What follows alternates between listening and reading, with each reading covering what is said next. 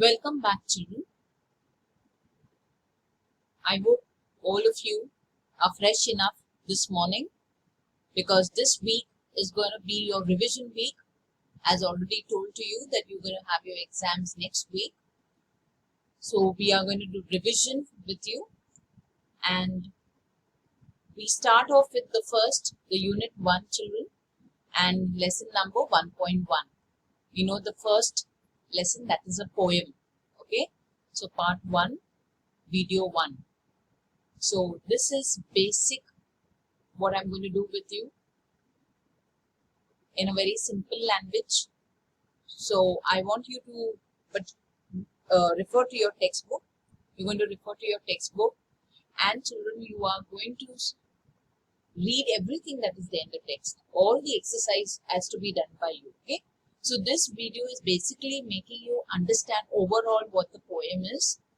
The textual questions, you have to solve it on your own because those are simple ones, objective types. So I want to do it all so that all of you will do it on your own. I have given you the homework, and the homework is all textual. So you don't have any extra, outside questions, whatever to be done. So I hope you're ready then.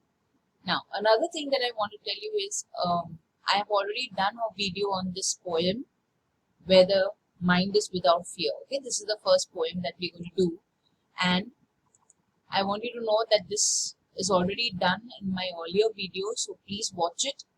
It's a little more in detail, line by line, which I will not be doing in this video, but I will be giving you in a very simple language what the poem is about. Alright? So, Where the Mind is Without Fear by Rabindranath Tagore. Now, let's come first to the summary. The summary says that Where the Mind is Without Fear is a very beautiful poem. It has been composed by an eminent poet, that is Rabindranath Tagore. And this poem from Gitanjali, it is a prayer to God to awaken the country from darkness and slavery into a state of ideal freedom. Okay, so this poem written by Rabindranath Tagore, it's a beautiful poem and it is a prayer to God. Remember that all these are the key words when you are learning. Okay, and he wants the country to awaken from darkness into a state of ideal freedom.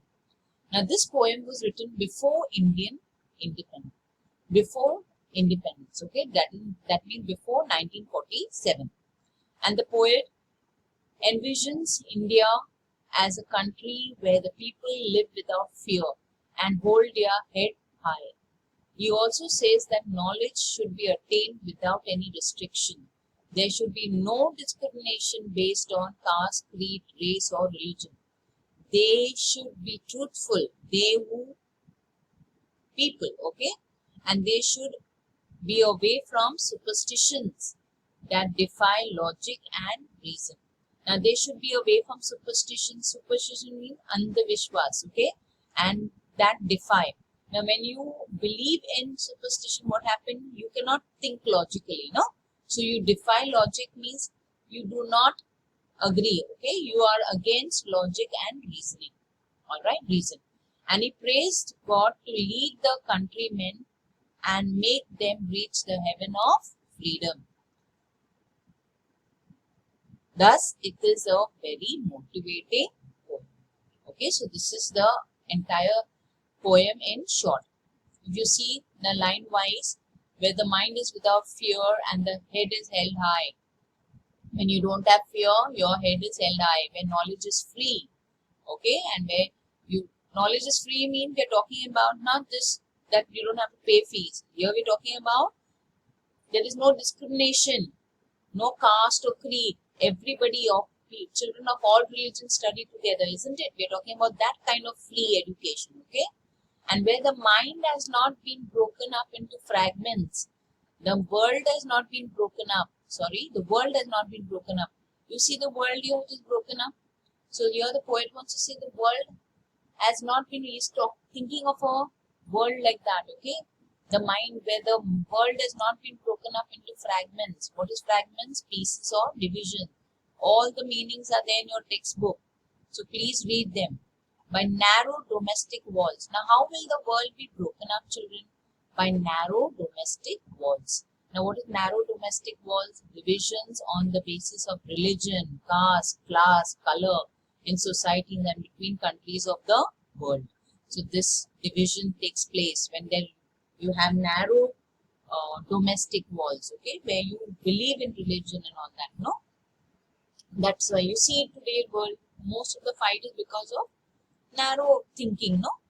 You have narrow thinking, okay? So all the problems are because of that. And where words come out from the depth of truth. So you're speaking only truth, not lies. Where tireless striving stretches its arms towards perfection.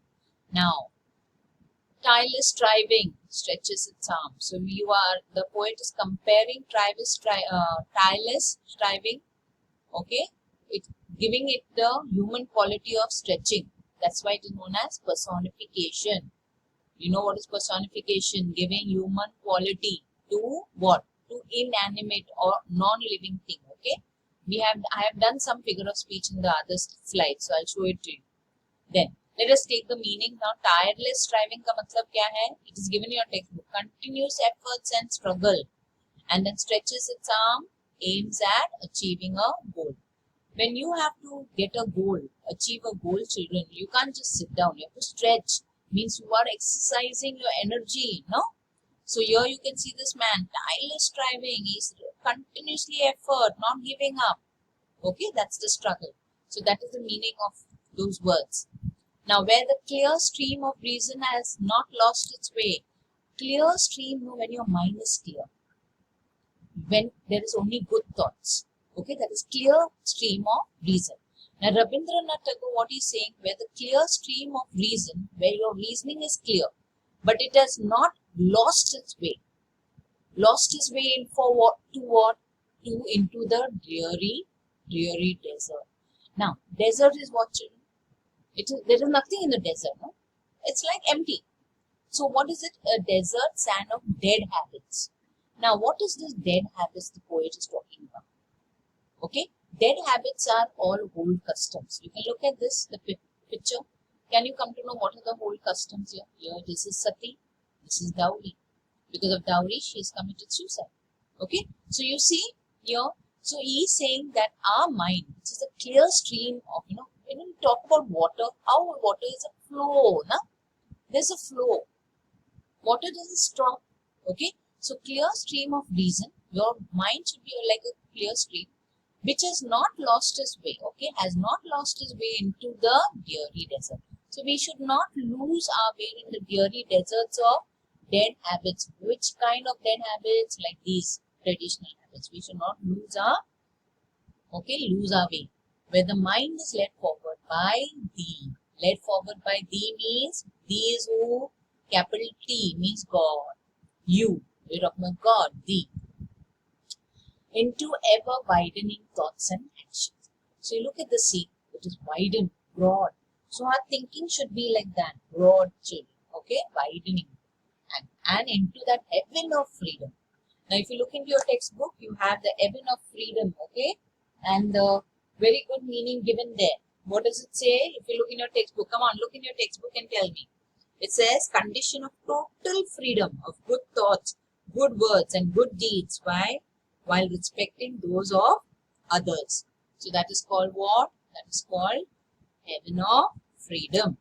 My father. Now who is the father? We're talking about God. Okay, that's why I put capital F, children. For God, for father, my father put capital letters, but that is representing God. Let my country awake. So he wants the country to awake. Now this figure of speech is synecdoche. Now what is synecdoche? When you talk of a whole part as whole as a part or part of a whole. Now this country, when you're talking about children, it is talking about what? The entire world. Okay? You're talking about overall, he's talking about let the country here, you're talking about even the world awake. What they should be awakening? Awakening means utna. Jagran hona, okay? So what it is? Awaken to heaven of freedom. Okay? That heaven of freedom. And some more figures of speech here, children. into ever widening thought and action, it is antithesis. That means opposite idea. Thought and action opposite idea है, इसलिए antithesis. Anti का मतलब opposite. Always remember. Antithesis. Remember the spellings, children. Learn the spellings well. Now, where the world has not been broken up into fragments, what is it? It is a hyperbole. What is a hyperbole? Exaggerated statement. Exaggerated means कुछ ज़्यादा ही बोलना. Now, where the world has not been broken, can the world be broken into fragments? Can you break the world? No. But it is an exaggerated statement. Okay. What is it called? Hyperbole. Then let my country awake. Now, country is a non-living thing. But here it is given life. As if it is sleeping and it is going to get up. No? So it is called personification. So what is personification? Human quality given inanimate object. Inanimate means non-living things. Clear? So other figures of speech also is there in the other slides. Go over through all that. Coming to appreciation of the poem. Now this you have to write in paragraph, but I have just written in points to help you understand better. Okay? But you write it in paragraphs, children. Title, where the mind is without fear. Name of the poet, Rabindranath Tagore. Rhyme scheme, written in free verse. There is no rhyme scheme. So when there is no rhyme scheme, children, it is free verse. Verse, huh? Don't make, some of you write free word. It's not free word, it is free verse. V-E-R-S-E. Okay, children. So you write this in first paragraph. One paragraph, you're going to write these 3 points. Clear? Then, theme or central idea. This poem is a prayer to God. Okay, and the poet expresses his thoughts, expectation from his nation. He requests God to create a nation where all people are free, hard workers, truthful, and live with respect and dignity, where education is free to all. And what is the figure of speech? You have personification, metaphor, synecdoche. Okay, you have others also. You can see that. Okay, and this is one children from page number 5. I'm just solving this and giving it to you. You can solve the others. Now read the poem carefully and complete the table after the discussion in pairs done for you. Now here we can do it together.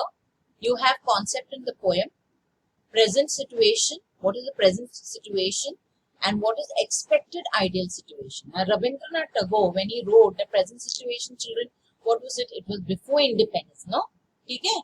Before independence. And what he is expecting, okay, to happen afterwards. That is the ideal situation. Now mind. It's talking about the mind. What? Mind is full of fear. One answer is already given. Mind is full of fear. And what is expected? Fearless mind. Okay? Then head. Head is what? Bow down. What is the present situation when he's talking the poem? It is, so you say no, where the head is not bowed down. So here it is bow down and held high. It should be held high, present. Then knowledge, selected people get knowledge, no? So it should be free to all. Words, how words are, how? Selfish. We tell lies, selfish. So what it should be? It should be truthful. Habits. Habits, what kind of habits we have? Illogical, doesn't make sense. Logical means we are thinking and doing. That is logical. It should be like that. Okay. And thought and action, narrow-minded. Okay. Present situation kaisa hai? Narrow-minded. Okay. And how it should be? Ideal situation, broadening. Did you get that? Okay. So this is the exercise. You have other exercise I have given you for homework. Means you had already been given, but you can see that if you have not done it, please do that. Okay, children. So this is your revision video that I have done with you. You can see, as I said, I've done it already in the month of June on 17th. You can see those videos, June 17 videos. This is on that poem, children. Please check it out. Learn all the meanings, all the figures of speech that is there. Revise it thoroughly well. Your paper is very easy. Okay, if you study well, you must stick to your textbook. Thank you so much and God bless you, children.